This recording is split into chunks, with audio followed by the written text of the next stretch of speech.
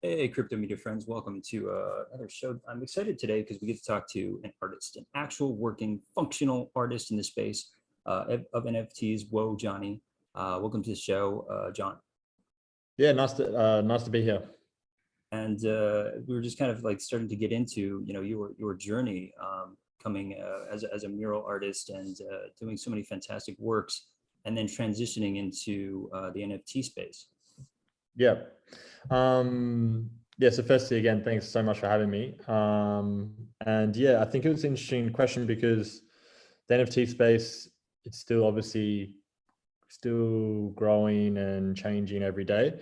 To kind of show you how I got into it was really wind back till the end of last year. I've been an illustrator for like maybe the last 10 years, but it's been sometimes a bit on and off. So I've done a lot of freelance work where I've done like murals, worked on my own brand, stuff like that, poster designs and stuff like that. I worked for a publishing company about 2 years, drawing pictures for school books. So that was kind of a full-time gig.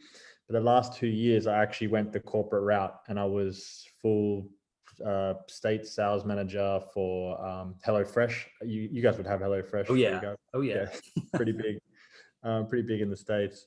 But I just wasn't really feeling that fulfilled.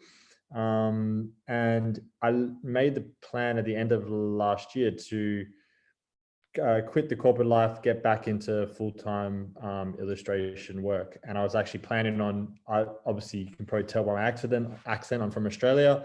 I was going to move to Europe to be with my partner who's French. And it was just kind of surreal. I had seen the NFT space. It's just for someone that's on the outside looking in, it's a very strange place. And I was like, that looks interesting. I have no idea how to kind of broach that.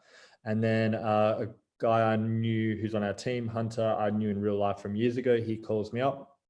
Literally, I quit my job on the Friday. He calls me on the Monday just by happenstance and was like talking to me about how he's got some connections and some ideas. And he put me in contact with the Bored Ape owner, like Gengith. We started talking, discussing, realized we could really create something amazing. And then they're kind of like, well, what's your schedule like? And I'm like, to be honest with you, Wide it's open. yeah, wide open. That's So very fortuitous. yeah, so basically over the last few months, obviously transitioning to Europe as well, but I've been working on that throughout the whole time.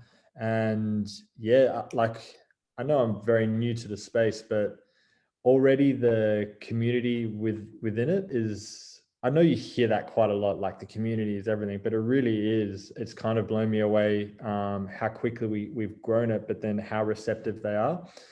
And I mean, I have a lot of experience with digital art. I sell t-shirts online as well. And with the publishing company, we all had to create vector illustrations. So that was very easy to transition to the NFT space. But and creating the generative work was like, there was a challenge to it, but it was also really fun.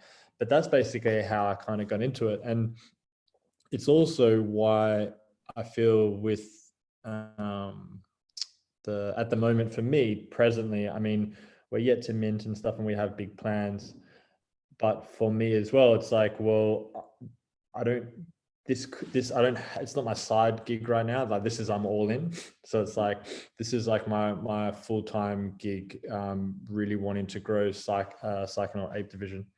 I think it's very common. You have sort of the meeting of entrepreneurial spirit, and they're like, oh, we have an idea for a concept, and then it's that search for artists and that meeting of artists. Let's drill down on that process, like of sort of the initial meetings and the initial sort of concept renderings. How did that process go for you? There's like, okay, they found you and they liked your art, and what were the first talks about? Yeah, I mean, the first talks as well was like also, I mean, again, like people like Gengith and Hunter and other people on our team are way more steeped in NFTs. So I'm just trying to like understand the terminology and stuff. I mean, I've done a bit of research, but yeah, it's still it's a wild west out there. But what I always felt from the get-go was people at Hunter and Gengith, they really wanted the art to be focused as well. And what I liked as well, they're like, look, what would you be comfortable in, kind of like, how would you envision if this is the kind of the medium, how would you like, what would you feel comfortable growing? And and that's really where I thought more about like the psychedelic realm, stuff like that, because myself, I am a you know, self-professed psychonaut. I like doing psychedelics and I like it in the creative process, but I like the freedom that the NFT space could give us. Whereas, like, you know, if you're trying to land a corporate drawing gig, you don't really tell them that you drop acid here and there and draw pictures. Like, they're not gonna. Well, it's been such a trend, and it's something that I wanted to drill down in as well, because I think, you know, the trend in psychedelics, you know, post COVID, was a thing. How did you discover psychedelics? So I mean, definitely from around 1920, really, when I was like starting to experiment. I mean, the first time was I was on my own, and I don't know why my first trip happened to be like that, but it was in Bali with like some magic mushrooms and stuff like that. But I really fell upon like LSD and stuff like that, and I had a few experiences that really, I mean, I feel some people have psychedelics and it's just like their experience might be one or two times and they're just like, yeah, it was a crazy experience. But for me, a few things have happened where I was like, okay, I really want to kind of experiment with this in a way where I can see how you could use it as a tool, you know? So, and the main actual thing that sparked that kind of thirst to explore it more was when I was finishing uni. I did like an advertising degree, mainly because I never thought I could make it as an illustrator. Like, it's like, I feel it was like a pipe dream. You're your own worst critic as well. So you kind of like, let's go the safe route, advertising, a bit creative and work. And there was this big, it was like a student advertising competition, and the brief was for Canon cameras. I didn't really want to do it because it's like extracurricular work where if, you know, it's just for a competition. But the head of department wanted to be on it. Cut a long story short, we didn't have much to go on. My friend was going to the UK. This is around the time when we were really experimenting, you know, uni, stuff like that. Had the house myself. So he came over, we tripped out a bit, just regular stuff. He went home. It was about 4 o'clock in the morning, and just ideas came for it. I sketched down some pictures, some ideas. Next day, turned those notes into a campaign, and we ended up winning. So we ended up like beating Asia, Africa, America. We got flown to London. It was, the whole campaign was based on Stanley Kubrick's 2001 Space Odyssey, but we merged it. So instead of tools for conquering, it was like tools to create, and the model is for white. And there's a whole thing. But yeah, from there, I don't ever want to be like a proponent that you take psychedelics and you're like a creative I'm an genius. artist. Yeah. Yeah, or like limitless. Yeah, it's not like, I mean, I feel like there was definitely those ideas there, but I feel sometimes these kind of things can just unlock pathways that you don't necessarily have seen before, you know? And that's, And then it really kind of started a whole journey in experimenting. So I've done, you know, I've dropped acid and gone to the gym. I've you know, just, I it's wanted to just try and, mundane things to try and expand sort of the experientialness of yeah, it. And I think that that's what a lot, I think that's why, you know, psychedelics have taken such a hold, I think, on pop culture. In a sense, it's growing, and it's something that I think makes psychonaut pad, we'll just call it, yeah, a division, a unique derivative, because I think it is capturing something about the zeitgeist, about something now that's happening yeah. in art. Are there any other artists that you were sort of inspired by in making this? Well, I mean, I think you're definitely correct in the zeitgeist is changing as well. Because I mean, like, I feel like also, I mean, like Nixon's war on drugs really screwed everything up for the last like decades and decades. Like, there was so much amazing research and stuff like up in the 50s, and then obviously 60s counterculture, and put that spin on it. But when it comes to like influences, there's not many like uh psychedelic art. There's one guy, I forget his name, he's really famous guy. He's actually he created his own church in a psychedelic, his style of art. It looks really cool. He's probably the closest you actually, I think, captured to like what you sometimes see in a trip in terms of like the fractal patterns and stuff like that. But other inspirations really for me, I love the 1920s rubber hose cartoons. I like warping them into my own style. There's a French artist called Macbeth who I really, really like. I like my style can be very like doodly and cartoon like. So I like the chaoticness of, say, like John Bergerman and Jeremy Ville and other ones like that. But I think you always kind of absorb inspiration, and you use parts of it, and you watch it guide your style. But what I find when, like, obviously I've experimented with creating on psychedelics, and there's a documentary where the best way I can describe it is sometimes when you take it, it's like you're rediscovering the world again, or you're rediscovering how to do something. The sense of And it nostalgia. really, Yeah. and but it also kind of like frees you from constraints. So as an artist, is you kind of you watch a kid when they're drawing, they draw whatever they want and they don't care because they're not judging themselves. Whereas like sometimes when you're as an artist, you kind of pack yourself into like boxes of what you can and can't do. And when you're having the psychedelic experience, it can just open Pandora's box, and you just rediscover the joy of creating again, I think.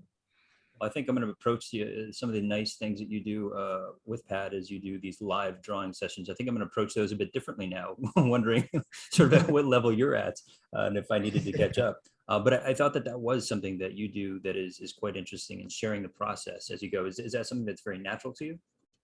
Yeah, I mean, I had a brief experience. I was an art teacher for a little bit, and I like the interaction between people when you're creating.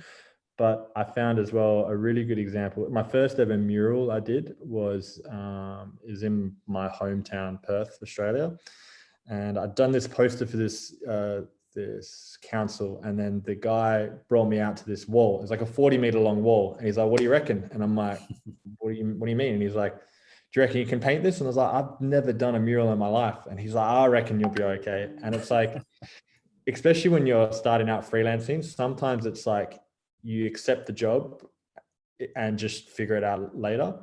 But the whole thing as well was we had a group of they were 9-year-olds, so year four for us in Australia. And he's like, "Look, you can have some art workshops with them. You guide them how you want to, and then you can use the art as inspiration." So basically, I came up with an idea where we got all the kids to put animals on the board. We put all the animals into a hat. Each of them pulled out 2 animals, and I was like, "You've got to merge them into your own weird creation." So we got like unicorn dolphins, meerkat scorpions, like weird creatures. And then I took their drawings, similar to what we've recently done in an art competition through our Discord, and then did it in my own style, and we populated the whole wall. So it's definitely still my style, but like the anatomy of the animals and stuff like that came from the 9-year-olds. And I'll be honest with you, it was really cool when they all came out to the wall and they're like, there's my unicorn, which was their version of a unicorn dolphin. But I have to admit, I felt really bad. I must have lost one of the kids' drawings. So there's a heap of drawings. I lost this kid's panda cat, and this poor kid is like, "Where's my panda cat?" And I'm like, okay. This is how Elon Musks of the world are born. It's like they're so scorned. It's like we're going to come back. I think that's such a great thing to have those in Discord, as you said, having those contests, because I've been blown away when seeing members of the community who don't maybe even necessarily consider themselves full-time artists participate in these and do something extraordinary. Have you been surprised by that process? Yeah, 100%. I mean, literally recently we had with our pads, we often create like a little character on the shoulder. It's like, we call it like a shroomy. And we said, like, we'll design your own shroomy contest, and heaps of people entered. And like, I found it really hard to pick a winner, but the winner, I basically took their artwork, which, to be honest with you, was very polished standalone, but I just created it into their own style, and we use that as a live draw. So what you've got is you've got someone in the community putting forward a piece of art. We also obviously gave them some, I think we gave them like VIP whitelist and stuff like that. But then now their actual kind of creature is like going to become one of the traits, like that propagates into the collection. And it's that kind of stuff that I really, really would love to see more of as well, especially when you go to the next gen, where we can do that on a larger scale, similar to the kind of the mural idea, where we could like have a lot more traits that are driven by the community. But even as I said, you know, with the live draws, what I'll do as well is I'll be drawing and chatting, and Indigo's in there, and we're just having a chat, and then I'll be like, I always sometimes struggle with like things like picking certain colors, like for me, because obviously there's so many, and I have like with Pat, I have like a generated color palette, but then I just put it out to them, be like, what do you guys reckon, like which color? And then the chat's kind of putting up, I want this, I want that one. I'm like, how do we want to do the eyes? Do you want to do the eyes like this or that? And I'll kind of throw out a few options. But then what's happening is like you're getting the interaction where, you know, you're seeing what they like, but they're also guiding the art. And then now the art becomes theirs as well, you know? Yeah, it's a fantastic process. And I saw those chats about like, you know, how tough it was actually to pick a color sometimes with a group of people. Yeah, Um, 100%. and so, you know, what is it that you could offer in terms of your insight, you know, as an artist who's, you know, is an artist, how to transition for somebody who may be, you know, maybe entering a contest and finding, you know, that they love that process, they joined you in that process, they love that process. What is it that you can offer in terms of guidance, you know, towards making that attempt at doing what you did, you know, dropping completely dropping a corporate job and then going full-time art? Yeah, I mean, even I think one of the biggest things is don't be your own worst critic, because that was definitely me growing up. I'm my own worst critic, and I think all artists are. Also, don't compare yourself to other artists. Like I am, I have a you will have a style. You have a style that's your own, and it might not be even the same as what your most favorite artists are. Like I'll hands down say I can't paint an accurate picture of, like, if you give me a picture, I'm not that kind of artist. But there's an audience that would love your style. And for me, even my first illustration job, like it was when I was finishing my degree. We just won that competition. Actually, this is even another moment. We won the competition. They're like, you can work in any ad agency now, really. Like, you've kind of got the ticket. But I just landed my first illustration job, and the only reason it came about was my friends kept pestering me. They're like, make a website, put your artwork out. And then I was like, I don't think it's good enough. I don't think it's good enough. Made a website. We were at a party. This drunk guy came up to me. He's like, I'm Bo's friend. I work for Mini. I love your stuff. We've been looking for an artist to cover this car. And I was like, yeah, okay. And my first job was like for Mini Countrymen. So I covered this whole car in my doodles and stuff like that. And from then on, I was just like, I kind of knew what I wanted to do. But I will say is like, you just got to, for people that want to transition, just put it out there. Like, put your stuff out there. You've kind of got nothing to lose. And also try and take any opportunity that comes your way. You know, it can be a bit of a graft at the start, but once you start getting a bit of traction and stuff like that, the sky can be the limit. It's great advice. Thank you for that. I think a lot of people can connect with something like that, especially with somebody who has made that transition. Let's get into the nuts and bolts of what that transition is in the space. And so, you know, let's say that, you know, they're an artist, they set up a website, somebody comes to them, somebody says, hey, let's make an NFT project. What does that look like in terms of transitioning or creating within the space of iteration, as you said, being generative, Yeah. as well as even like what the deal looks like, you know, between you guys, is like, do you take a piece of it? Do you take, you know, some upfront in terms of payment? What does that look like in terms of, you don't have to say what you do with Pad, but, you know, in your next deal, what is it that you're going to be making? Yeah, I mean, I think, well, for me with Pad as well, is like, I'm because I know like the know some people in the team in real life, like I trust them and stuff like that. Like I never asked for any I haven't asked for any money up front. For me, it's like I will get like a percentage of the earnings. So it's kind of, I like that as well because I come from a sales background where we worked like I did sales where I was doing like door to door, like commission only job where like if you don't make a sale, you don't get paid. And I quite like that because it makes you want to create the best possible kind of project. You know, You're a true team, you're a true team member at that point. There's no like yeah. sort of like, you know, hey, you know, get paid and then, you know, start off to the next project. You're really committed to a project when you're doing it. And that's what I said as well with like, you know, there's it makes you very invested in it, but then it also will make you want to work as hard as possible because you're not only creating the best value for the community, you're also creating value for yourself.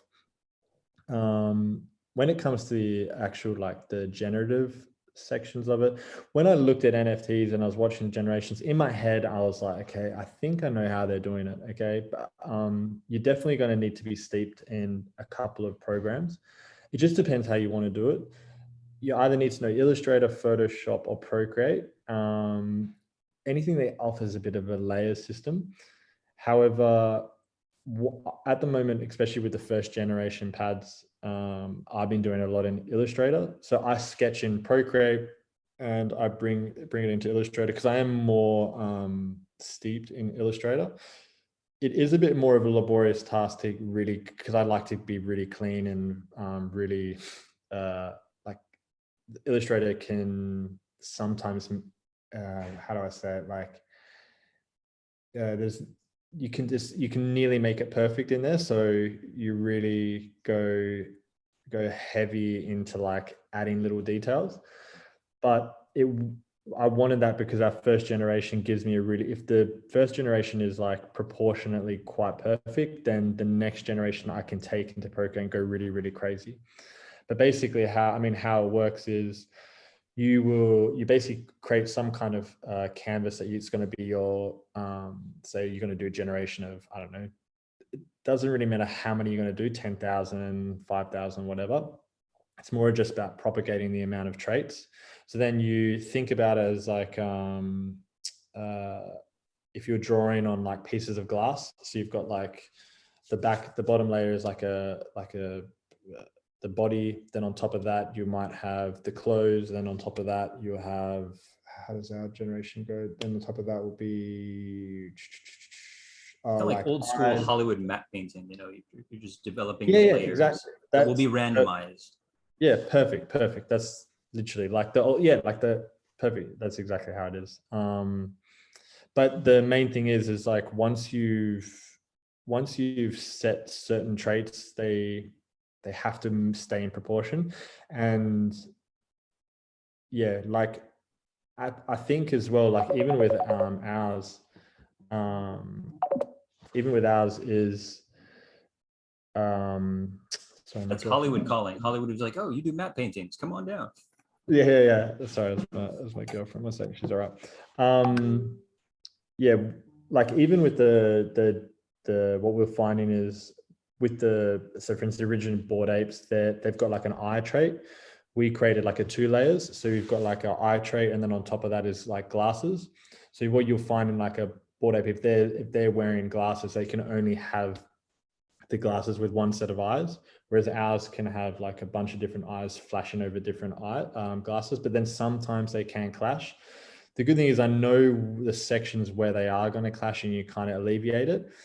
But the main thing is what you got to understand as well is like you need to have exclusion lists. So some traits are just going to clash 100%. So basically what you have, what I give to the dev is like, I'll have like a big list of if these glasses go on, they can't go with this amount of eyes or hair and stuff like that.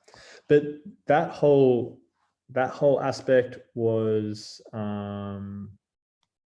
it was how I envisioned it and how I imagined it, and then it was more about just working with the dev, and yeah, we got on top of it. That's an interesting perspective. You know, you're creating a list of deliverables as well as you said, list to the dev. How is that that relationship? Like you're just like, hey, this is X. Like, you know, go make something together. How has that relationship been? I mean, been really, really, like really seamless, to be honest with you. Like I because obviously the back end stuff is just beyond me. So I'm kind of like, how do you want me to prepare the files? What hierarchy do you want them to be in? What do I need to look out for? What don't you want me to do? What don't you want me to name them? And then we go back and forth. And at the start, there was a few like errors on both our parts, but then now it's just literally, it's really, really seamless. So I basically prepare them in different folders, and it's very important that obviously you name them exactly so the metadata is all perfect. But basically, once I make alterations, I just go put them into replacement folders, and then also I keep updating the exclusion list. So then what we do is we run like dry runs where we might just create like a generation of 1,000, and then just start to see like if there's any clashes. But you start to see what's clashing with what, and if it can't be fixed with the asset itself, you either alter the asset or you run exclusions for it. But you also don't want to get too bulked down with exclusions, because you ultimately want to create traits that can work for everyone, you know? Well, it sounds like you're an important part of this process. Clearly, is in every phase, not just the asset creation, but furthering educating the community about what it is that you do. And I think what's unique to this project is the incorporation of psychedelics within that process. So thanks for sharing that with us. You're so important that they've done the mint day on your birthday. Yeah, my birthday. Yeah, March 30th. Yeah. I'm pretty excited for that. Yeah. I think it's going to be a lot of fun. It sounds like they're putting together a big event for the mint, and so put some information down below so that people can participate in the mint and check you out. What's the best socials to get you at? Well, to be honest with you, I'm new. Like I had Twitter years ago, but I never really used it. But now it's kind of become like it's. Crypto Twitter is a thing. Suddenly crypto Twitter is like yeah, kind of had to come back to it. Yeah. So I think my Instagram and my Twitter are the two that I'm kind of been focusing on. So they're probably the best. Fantastic. Well, Johnny, thanks again for joining us and elucidating your process with us. And we look forward to the meet day in 2 weeks. Yeah, it's been an absolute pleasure.